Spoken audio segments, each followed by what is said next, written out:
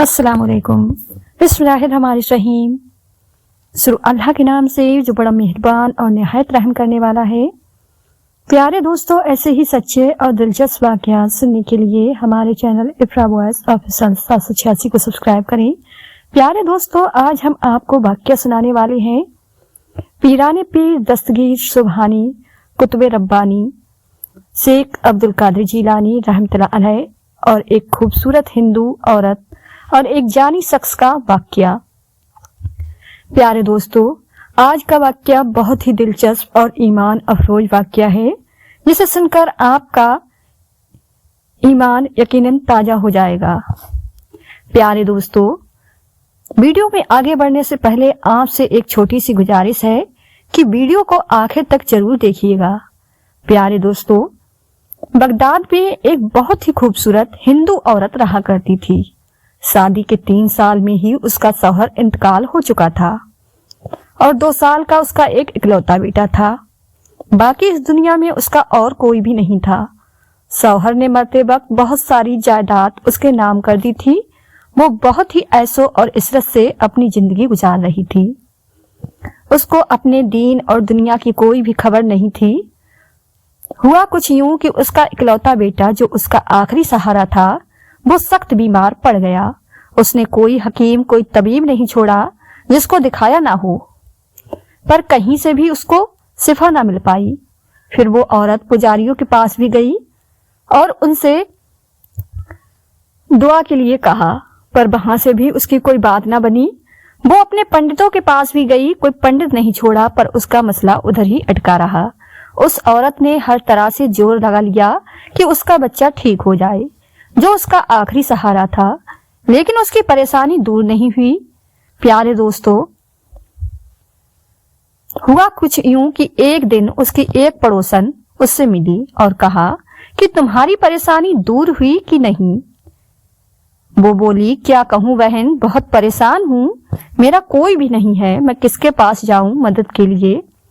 अकेली औरत हूं, कोई घर में मर्द भी नहीं है, न भाई है, न बाप है, न शौहर है।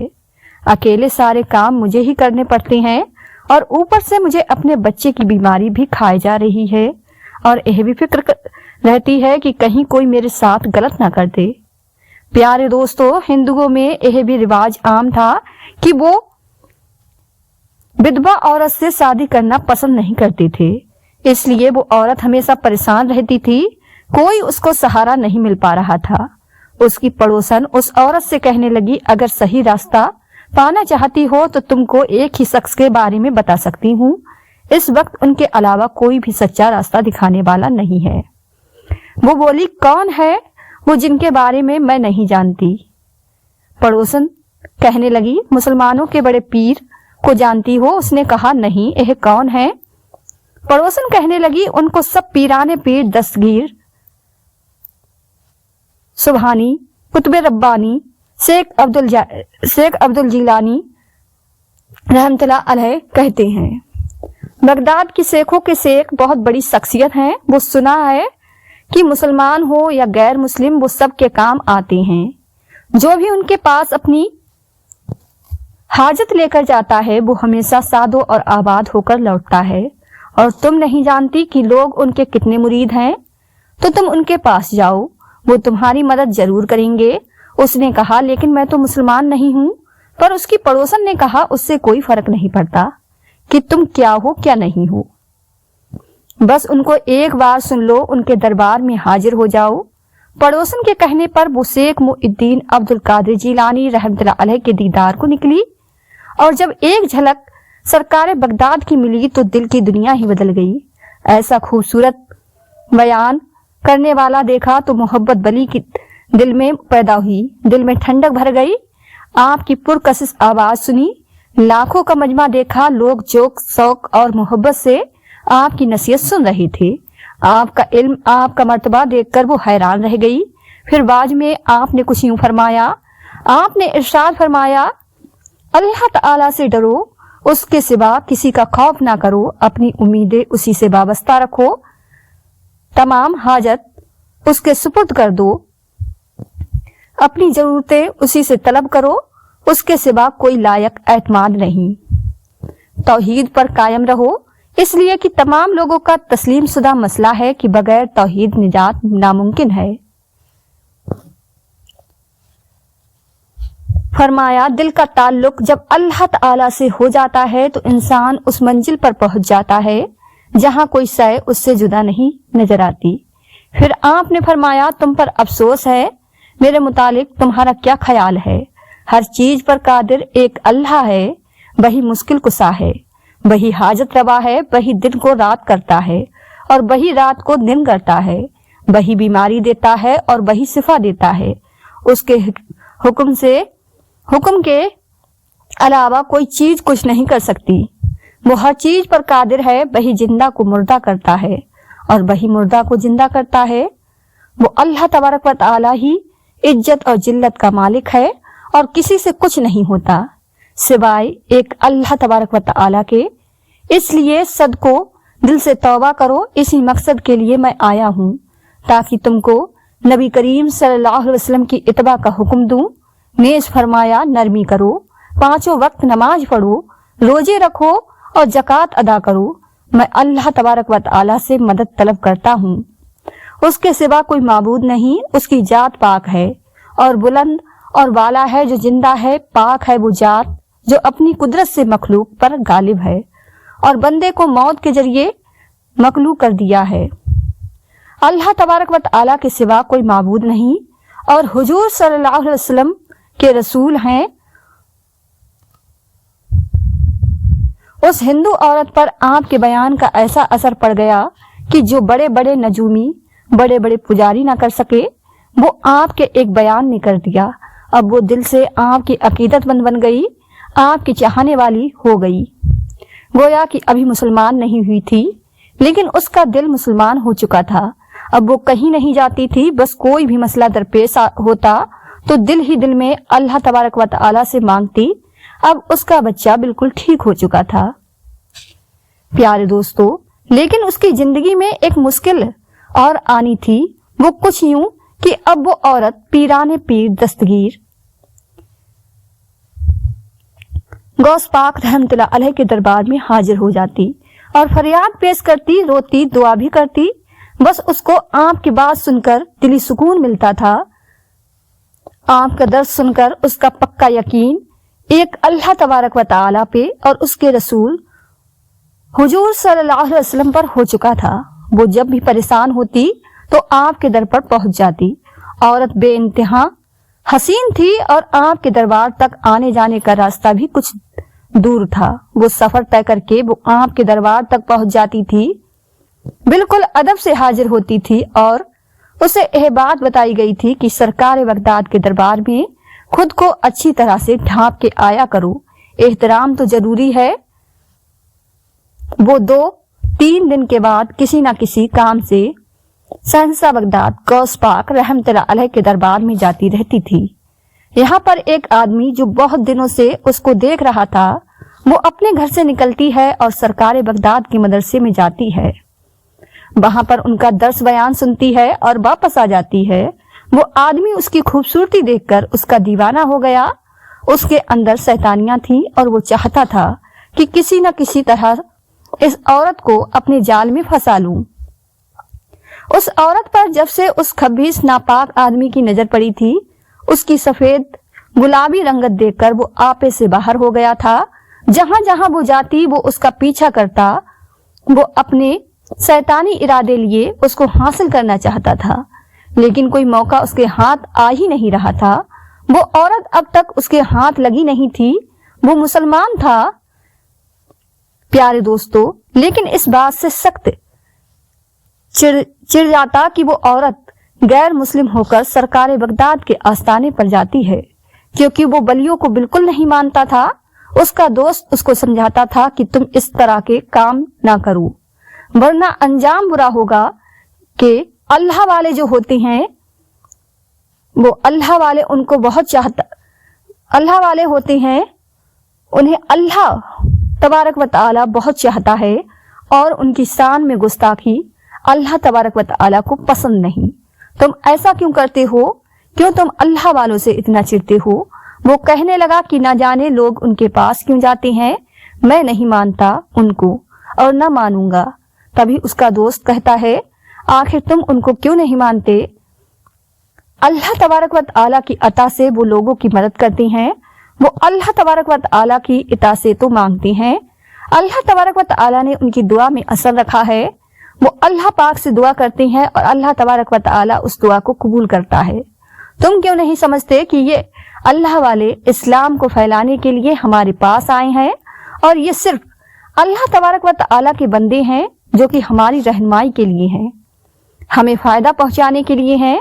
تم دیکھو تو کتنا رزق لگا ہوا ہے، کوئی یہاں پر غیر مسلم ہے، کوئی مسلمان ہے، ہر کوئی اپنا مسئلہ درپیش لے کر آ رہا ہے۔ رب تو ایک ہے جو واحد ہے۔ اللہ تبارک و تعالیٰ سے ملانے کے لیے سرکار بغداد رحمۃ اللہ علیہ لوگوں کی مشکل دور کرنے کے لیے اللہ تبارک و تعالیٰ سے دعا کرتی ہیں تاکہ ان کے دلوں میں اللہ والوں کی محبت آ جائے اور غیر مسلم یہ سمجھیں کہ مسلمان تو مدد کرتے ہیں، کسی کے ساتھ برا نہیں کرتے۔ تم ذرا ان کا حسن اخلاق تو دیکھو کہ غیر مسلم بھی ان کو کتنا چاہتی ہیں، پر وہ کہتا یہ فضول کی بات ہے، تم مجھ سے نہ کرو۔ معاذ اللہ اپنے دوست کی بات کو جھٹلاتا تھا اور کہتا تھا جاؤ جاؤ اپنے کام سے کام رکھو۔ اب اس کی نظر اس خوبصورت ترین عورت پر تھی، اس کی وہاں پر ایک دکان تھی، وہ دکان پر بیٹھا ہوا اس عورت کو ہمیشہ آتے جاتے دیکھتا رہتا تھا کہ وہ آپ رحمت اللہ علیہ کے مدرسے میں آتی جاتی ہے۔ اس کی نیت اب اتنی خراب تھی کہ وہ کسی بھی صورت اب رکنا نہیں چاہتا تھا، وہ صحیح وقت کا انتظار کر رہا تھا، کیونکہ اگر شہر میں اس عورت کو پکڑتا تو اس کی پکڑ ہو جاتی، یعنی سب اس کو پکڑ کے مارتے۔ پیارے دوستو، اس جگہ ویسے بھی لوگوں کی بھیڑ لگی رہتی تھی اور ایک عورت کے ساتھ وہ برائی تو کر ہی نہیں سکتا تھا، اس لیے وہ چاہتا تھا کہ ایک وقت ایسا آئے کہ وہ عورت کسی ویران علاقے میں جائے، اکیلی تنہا ہو، اور میں پھر اس سے اپنی خواہش کو پورا کروں گا۔ عورت ویسے تو اکیلے تنہا زندگی گزار رہی تھی اور کبھی شہر سے باہر نہ گئی تھی پیارے دوستو، لیکن ایک دن اسے اپنے اہم کام کے لیے شہر سے باہر جانا پڑا۔ اگر وہ کسی دوسرے راستے سے جاتی تو شام ہو جاتی۔ وہ چاہتی تھی کہ وہ دن کی روشنی میں احکام کر کے واپس آ جائے، اور اس کام کے لیے اسے اس علاقے سے گزرنا پڑتا تھا جو بالکل ویران علاقہ تھا، کیونکہ وہاں پر ویسے بھی کوئی انسان جاتا نہیں تھا۔ انسان تو کیا، وہاں پر کسی پرندے کو بھی اڑتے ہوئے نہیں دیکھا گیا تھا۔ پر وہ عورت تو بہادر تھی، اس لیے اس نے سوچا کہ میں آسانی سے اس راستے سے گزر جاؤں گی، اپنا کام کر کے واپس آ جاؤں گی۔ یہی سوچ کر اس دن وہ گھر سے نکلی۔ یہ صبح کا وقت تھا، وہ بدنیت آدمی اپنی دکان کھول چکا۔ اس وقت اس کی دکان پر لوگ بہت ہی کم تھے۔ اس نے دیکھا کہ وہ آشین دوسیجہ اپنے گھر سے نکل کر اسی ویران، اسی سنسان علاقے کی طرف بڑھ رہی ہے۔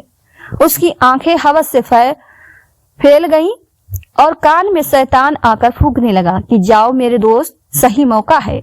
پیارے دوستو، وہ بہت ہی سنسان جگہ سے گزرے گی، وہاں سے کوئی بھی گزرنے کی ہمت نہیں کرتا، لیکن یہ وہاں سے جا رہی ہے، اس کا مطلب کہ آج تم کامیاب ہو جاؤ گے، تمہیں راستے میں کوئی مشکل پیش نہیں آئے گی، جلدی جاؤ میرے دوست۔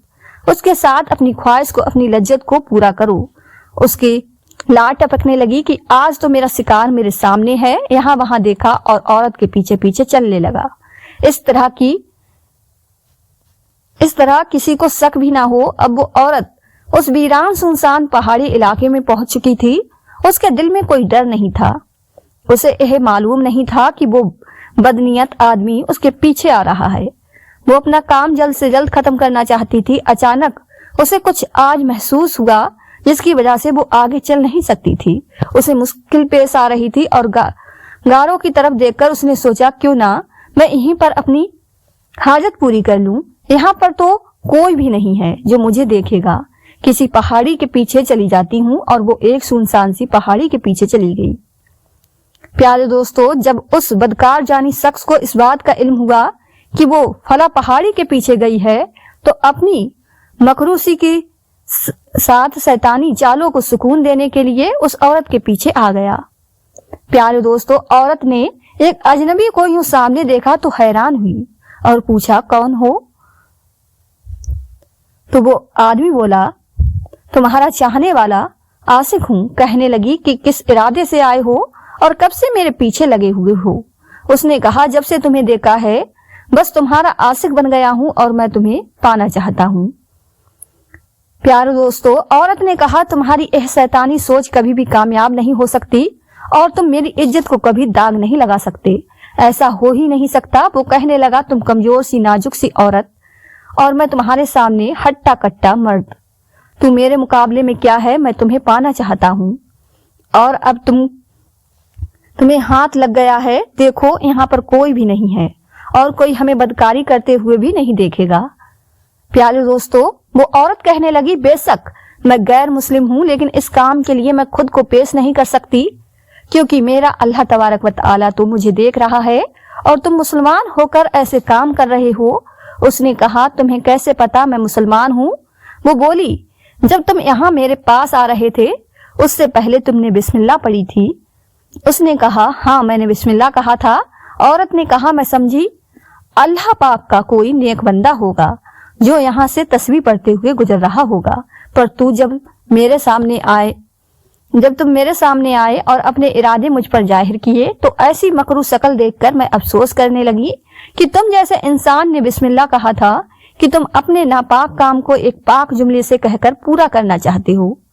پیارے دوستو، وہ کہنے لگا تمہیں کیسے معلوم بسم اللہ کہنے کا کیا مطلب ہے؟ وہ کہنے لگی سرکار بغداد پیران پیر دستگیر غوث پاک رحمت اللہ علیہ کے دربار میں جاتی ہوں، اتنا تو مجھے معلوم ہے، نہ کہ میں ان پڑھ ہوں، اب تک مجھ تک قرآن کی روشنی نہیں پہنچی لیکن اپنے دل سے مسلمان ہو چکی ہوں۔ بسم اللہ کا مطلب میں اچھی طرح جانتی ہوں، پر تو مسلمان ہو کر کیسا مسلمان ہے کہ تو ایک گندا کام کرنا چاہتا ہے اور کہتا ہے اللہ کے نام سے شروع کرتا ہوں۔ بے شک میں دل سے سرکار بغداد غوث پاک رحمت اللہ علیہ کی ماننے والی ہوں، میں ان کے پاس صرف اپنی حاجت لے کر جاتی ہوں، اب تک انہوں نے اس بات پر کوئی زور زبردستی بھی نہیں کی کہ تم مسلمان ہو جاؤ، لیکن میں جانتی ہوں مسلمان کیسے ہوتی ہیں، اس لیے تمہارا رنگ ڈھنگ دیکھ کر مجھے اندازہ ہو گیا کہ تم مسلمان ہو اور بھٹکے ہوئے مسلمان ہو۔ تمہیں شرم نہیں آتی کہ تم جس شہر بغداد میں ہو اور جس ہستی کا یہ شہر ہے انہی کے شہر میں جنا کا کام کرنا چاہتے ہو؟ تم ناپاک کام کرنا چاہتے ہو، تم کم سے کم انہی کے نام سے تو ڈر جاتے، انہی کا تو ڈر تمہارے دل میں آ جاتا۔ پیارے دوستو، وہ آدمی کہنے لگا تم کس کی بات کر رہی ہو؟ بڑے پیر کی؟ میں ان کو نہیں مانتا ہوں، بے شک میں مسلمان ہوں لیکن میں بلیوں کو ماننے والا نہیں ہوں۔ اس نے کہا پھر تم جیسے انسان بھی خود کو مسلمان کہتے ہیں اور اللہ کے محبوب بندے کو نہیں مانتے۔ ارے میں تو صرف ان کے پاس اپنی مرادیں لے کر جاتی ہوں، اب تک میں نے توبہ نہیں کی، نہ ہی میں نے استغفار پڑھا، پر انہوں نے مجھے کبھی نہیں کہا کہ تو غیر مسلمان ہے، تو یہاں سے چلی جا، تیری کوئی حاجت پوری نہیں ہوگی، تو یہاں سے چلی جا، بلکہ مجھے عزت سے وہاں بٹھایا جاتا ہے، لیکن مجھے تجھ پر افسوس ہوتا ہے کہ تو ایک مسلمان ہو کر اپنے اللہ پاک کو اور اس کے ولی کو یعنی اس کے دوستوں کو نہیں مانتا۔ اس نے کہا ہاں میں نہیں مانتا ہوں، اور تو کون ہوتی ہے مجھے سکھانے والی؟ جو میں کام کرنے آیا ہوں اس کو مجھے پورا کرنے دو۔ اس کے بعد وہ اس کی طرف بڑھا، وہ جو بہت طاقتور تھا اور عورت کمزور تھی، تو اس نے اس کے دامن عصمت یعنی عزت کو داغدار کرنا چاہا۔ عورت وہاں پر اکیلی تھی، کوئی بھی اس کا پرسان حال نہیں تھا، مدد کرنے والا نہیں تھا۔ اس کو سمجھ نہیں آیا کہ میں اس کو کیسے ہٹاؤں اور کیسے اس سے کہوں کہ تو یہاں سے چلا جا۔ وہ اس کو پوری طرح سے اپنی گرفت میں لے چکا تھا۔ وہ اس کو گھسیٹتا ہوا اس غار کے اندر لے گیا کہ کوئی اور اس کو نہ دیکھے، اور وہ جس گناہ کے لیے جس کام کے لیے آیا ہے وہ گناہ کر لے۔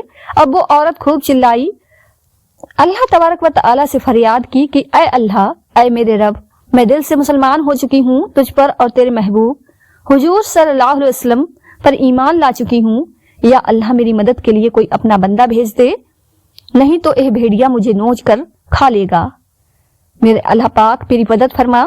پھر اچانک سرکار بغداد کا قافلہ دین کی تبلیغ کے لیے اسی جگہ سے گزرنے لگا، تو غوث پاک رحمت اللہ علیہ کو کچھ شور کی آواز سنائی دی۔ جیسے ہی اس آواز کے پیچھے پیچھے آپ اور آپ کے مریدن چلتے گئے۔ آپ سب اس غار کے نزدیک آ پہنچے۔ غار کے نزدیک پہنچ کر دیکھا کہ عورت کی چیخ کی آواز ہے۔ پھر آپ سب غار کے اندر چلے گئے۔ اندر جا کر دیکھا کہ ایک بھیڑیا انسان اسی عورت کو گھسیٹ رہا ہے جو عورت آپ کے مدرسے میں آتی جاتی رہتی ہے۔ وہ اس عورت سے اپنی حاجت پوری کرنے کے لیے اس کو گھسیٹ رہا تھا اور وہ اس کی مزاحمت کر رہی تھی۔ وہ اپنی عزت بچانے کے لیے خوب شور مچا رہی تھی۔ پھر اس عورت نے جیسے ہی سرکار بغداد شیخ عبد القادر جیلانی رحمۃ اللہ علیہ کو اس غار میں دیکھا تو اس کی جان میں جان آ گئی۔ پھر آپ کو پکارا اور کہا، اے شہنشاہ بغداد یا سیدی عبد القادر جیلانی رحمۃ اللہ علیہ، میں آپ کے پاس آپ کے دربار میں آتی رہی، لیکن کبھی بھی میں نے توبہ نہیں کی، نہ ہی میں تائب ہوئی، نہ ہی میں نے کلمہ پڑھا، لیکن میرے دل میں آپ کے بیان سن کر اللہ تبارک و تعالیٰ کی اور اللہ کے رسول کی اتنی محبت بھر چکی تھی کہ میں دل سے مسلمان ہو چکی تھی۔ اب آپ رحمۃ اللہ علیہ مجھے اس شیطان سے بچائیے تو میں آپ کے دست حق پر، آپ کے مبارک ہاتھوں پر مسلمان ہو جاؤں گی، میں بیعت لے لوں گی، میں آپ کی مریدہ بن جاؤں گی، بس مجھے بچا لیجئے۔ آپ کو آپ کے رب کا واسطہ آپ سے مدد کیجئے، میں ایک درد مند لاچار عورت جو کہ بے بس ہوں آپ سے فریاد کر رہی ہوں۔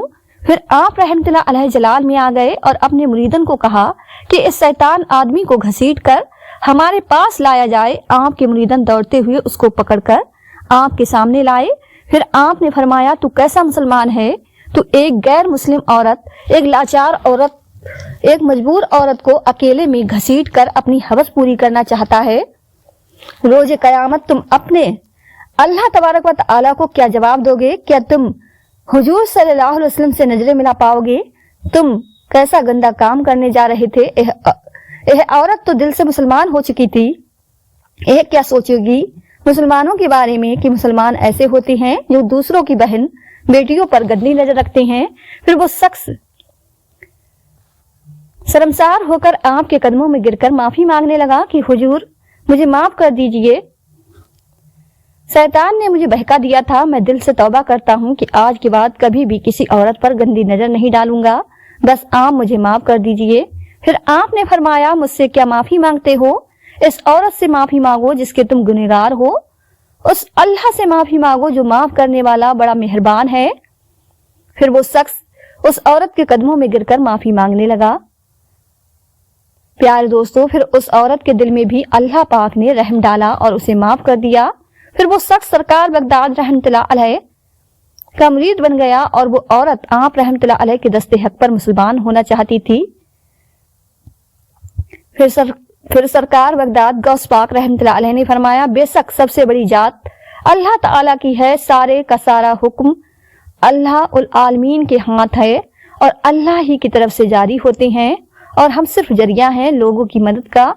تم نے بے شک ہمیں پکارا، ہم سے مدد لی، لیکن تم اچھی طرح سمجھ لو کہ سب کچھ اللہ تبارک و تعالیٰ کی طرف سے ہوا ہے۔ اللہ پاک نے ہماری دعاؤں کو کی ہمیشہ لاج رکھی ہے، کبھی بھی رسوا نہیں کیا۔ اس کی طاقت کا اندازہ کوئی نہیں لگا سکتا، اس جیسا کوئی ہو ہی نہیں سکتا۔ وہ اپنے بندے کی مدد کرتا ہے۔ ان کی مدد کس طرح کرتا ہے؟ اگر بندہ اس راز کو پالے تو وہ اللہ تبارک و تعالیٰ کا ساتھ پا سکتا ہے، اس کے قریب آ سکتا ہے۔ اس لیے اللہ کی ذات میں کبھی کسی کو شریک نہ کرنا، وہ ایک ہے، اس کے سوا کوئی بھی عبادت کے لائق نہیں۔ ہم بھی اسی کے غلام ہیں۔ اگر تم چاہتی ہو کہ ہمارے ہاتھ پر بیعت کرو، پھر تم کلمہ پڑھو گی تو ایمان لاؤ گی اللہ پاک پر، وہ رب جس کا میں بندہ اور جس کے بندوں کی میں اس کی عطا سے مدد کرتا ہوں، ان کے کام آتا ہوں۔